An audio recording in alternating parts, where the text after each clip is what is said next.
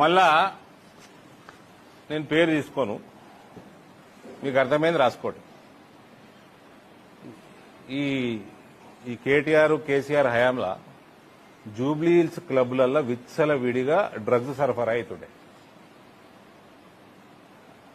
ఈ evening clubs, పబ్బులు, క్లబ్బులు ఇవన్నీ జూబ్లీ హిల్స్ లో రోడ్ నెంబర్ 45 36 లోనే అత్యధికంగా ఉంటాయి.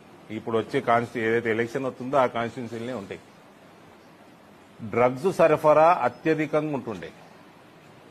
కేటీఆర్ హయాంలా జూబ్లీ హిల్స్ లా, లోకల్ జూబ్లీ హిల్స్ లా ఎవరు కనుసన్నలో నడుస్తుండే? ఎవరు కనుసన్నలో నడుస్తుండే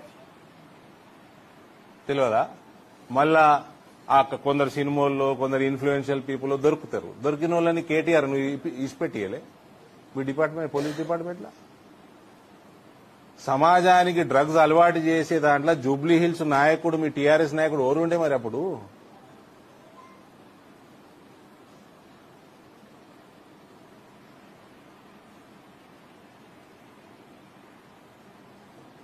ఈయన దొంగ ఓట్లు ఎన్రోల్ చేస్తారు. అవన్నీ ఎన్రోల్మెంట్ మాక్సిమం మీ దాంట్లో ఉంటాయి, మీ అయ్యా హయాంలోనే.